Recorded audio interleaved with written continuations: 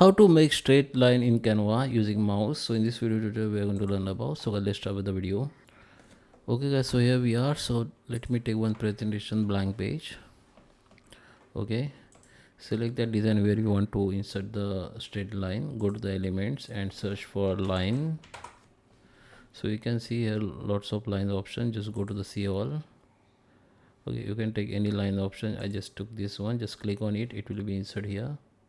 Now can select any point. This is the point. Okay, left right point. Just select it, hold it, and you can drag anywhere. Okay, you can also use the shift key on your keyboard. Hit the shift key, hold it.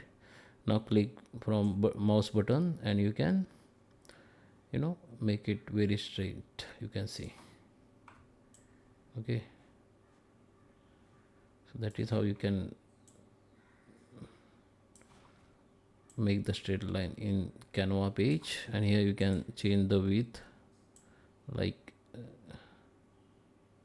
also change the style, make the rounded point. We can also change that